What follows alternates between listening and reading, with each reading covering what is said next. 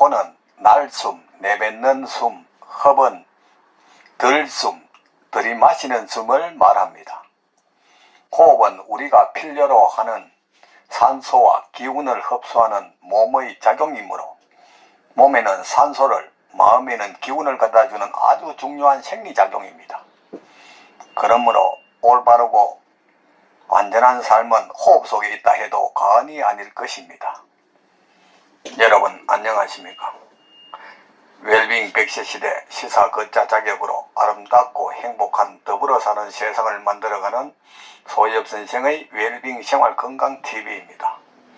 이 영상은 세계 유수의 양심적인 의사들의 연구 논문을 바탕으로 소금은 생명의 시작이고 걷기는 행복의 원천이다 라는 건강보고서를 펴낸 저자가 참된 건강은 우리 몸속 100명의 의사, 즉 NK세포를 활용한 면역력 증강에 있음을 많은 이웃과 나누고자 하는 사회공헌 방송입니다. 방송을 끝까지 시청하시고 날마다 업로드되는 건강정보로 구독자님은 지혜와 건강이 함께하는 행복한 삶이 되기를 바랍니다. 영상 시청에 앞서 오른쪽에 빨간색 구독 버튼과 알림 설정, 왼쪽에 엄지척 좋아요 버튼을 눌러주시면 웰빙 100세 시대 생활 건강 콘텐츠 제작에 큰 힘이 될 것입니다. 제 영상 시청과 구독은 언제나 무료입니다. 구독 버튼은 한 번만 누르면 됩니다. 오늘은 건강을 생각한다면 복식호흡을 하라라는 주제로 말씀드리겠습니다. 호흡은 몸과 마음을 이어주는 아주 특별하고 비밀스러운 통로입니다.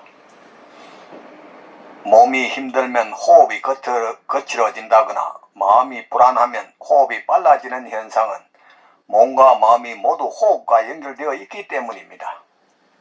그러므로 호흡은 몸과 마음의 상태를 가늠할 수 있는 측정 도구라 해도 과언이 아닐 것입니다. 생리학적인 측면에서 보면 동물의 호흡은 거의 본능적인 자율신경계의 작용에 전적으로 의지하지만 사람에게 있어서 자율신경계의 지배를 받으면서 의지의 지배를 모두 다 받는 것이 있는데 그것이 바로 호흡입니다. 예를 들면 호흡을 천천히 하면 심장의 박동이 따라서 천천히 움직이고 뇌파의 사이클도 뒤따라서 느려집니다.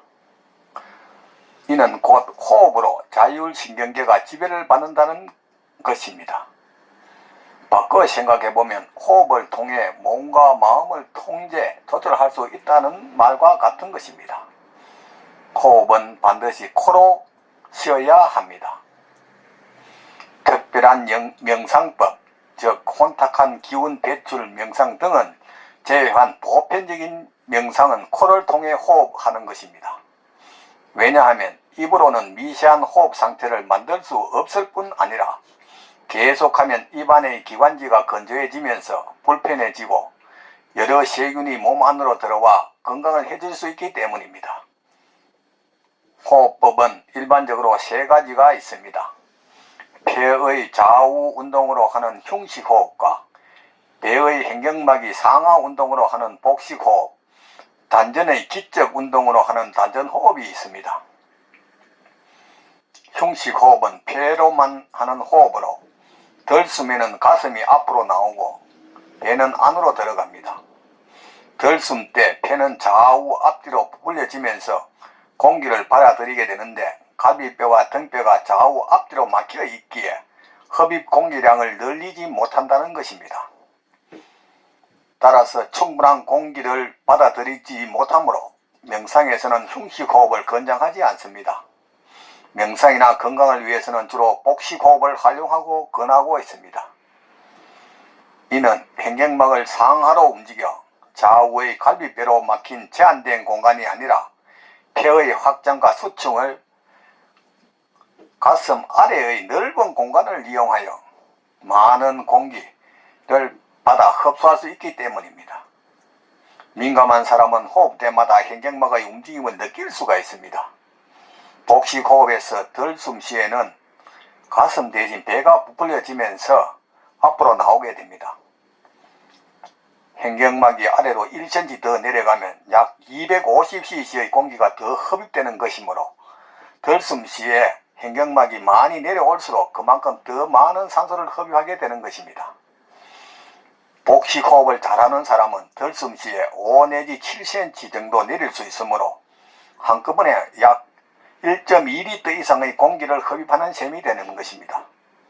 하지만 한꺼번에 너무 많이 내리게 되면 위험합니다.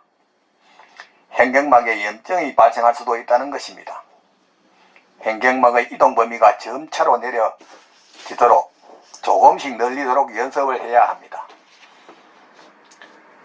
한 달 정도만 연습하면 쉽게 익힐 수 있는 호흡이므로 평상시에는 복식호흡을 통한 건강한 삶이 되었으면 합니다. 지금 숨을 어떻게 쉬고 계시는가요? 아기들이 새근새근 자는 모습을 본 적이 있으십니까? 이때 배가 볼록볼록 나왔다 들어갔다 하는 걸 유심히 보신 적이 있으신가요? 반면 나이가 드신 분들은 숨을 배까지 쉬는 경우가 드뭅니다. 대부분 가슴에서 왔다 갔다 하지요. 격한 운동을 하고 난 뒤에 숨을 쉴 때는 어떤가요? 숨이 턱까지 차오릅니다. 운동하고 그러면 다행인데 아주 많이 편찮으신 분들은 병문안을 가보면 이렇게 숨 쉴 때가 많습니다. 죽음을 표현할 때 여러 가지 표현이 있지만 숨에 관련된 말이 있습니다. 숨이 넘어가셨습니다. 아마 그래서 목숨이라 하나 봅니다. 여성들이 흡연하지 않는데도 폐암 등 폐질환이 많은 이유는 집안에서 고등어를 굽어서가 아니라 폐 깊숙이 공기를 들이마시는 심호흡, 즉 강도 있는 운동을 잘 하지 않기 때문입니다. 폐 속에 산소 공급이 되지 않다 보니 폐 깊숙이 염증이 생기고 결국 폐암 등으로 고생하는 것입니다. 폐질환을 예방하려면 최소한 한 달에 한 번이라도 심호흡을 할 수 있는 등산 등 강도 있는 운동을 하기를 적극 권합니다. 우리가 몸이 편하고 건강하면 호흡이 깊어집니다. 옛날 선인 도사분들은 발 뒤꿈치까지 호흡을 끌어내렸다고 하는데 그 정도의 깊이는 모르더라도 적어도 평범한 사람이라도 조금만 신경을 쓰면 복식호흡까지는 충분히 할 수 있습니다. 복식호흡은 자율신경계를 안정시키고 산소 교환을 충분히 하게 만들며 근육과 척추를 편안하게 만드는 장점 외에도 장을 움직여줄 수 있으므로 세로토닌 호르몬에 영향을 미치는 호흡 방법입니다. 세로토닌이 장에서 많이 분비된다는 것을 기억하시고 있겠지요. 아침에 운동하면서 깊은 호흡과 함께 할 수 있다면 몸에서 행복감이 더 많이 흐를 것입니다. 호흡은 할 수 있다면 종일 깊게 할 수 있으면 건강에 참 좋습니다. 코로 천천히 공기를 들이마실 때 배가 나옵니다. 이 상태에서 배에 있는 공기를 앞으로 입으로 내뿜으면서 아랫배를 완전하게 집어넣어야 합니다. 숨을 마실 때에는 4초로 하고 내뿜을 때는 아주 길게 내뿜는 게 좋다고 합니다. 복식호흡을 자주 하게 되면 목소리가 맑아지고 건강에 좋은 다양한 효과를 볼 수 있습니다. 첫 번째, 심폐기능이 향상됩니다. 복식호흡을 자주 하게 되면 횡격막이 상하로 확장되면서 산소를 섭취하고 이산화탄소를 배출하는 것을 효과적으로 할 수 있어서 폐활량이 커지면서 심폐기능이 좋아집니다. 두 번째, 뱃살을 빼는 데 효과가 있다는 것입니다. 복식호흡을 신진대사가 활발해지면서 체지방을 감소할 수 있고 에너지를 소모하여 열량을 소비할 수 있게 만들어 뱃살을 빼는 데 좋다는 것입니다. 세 번째는 소화장애와 변비가 좋아진다는 것입니다. 복식호흡은 대장에 자극을 주면서 장의 연동운동을 활발하게 만들어주면서 소화장애와 변비가 생기는 것을 예방하여 장 건강에 아주 좋다는 것입니다. 네 번째는 콜레스테롤의 감소와 심혈관 질환 예방에 있습니다. 복식호흡을 해주면 혈중의 지질 상태를 개선할 수 있어 심장병과 뇌졸중 등의 심혈관계 계통의 병을 예방할 수 있다고 합니다. 다섯 번째, 불안장애의 치료 효과가 있다는 것입니다.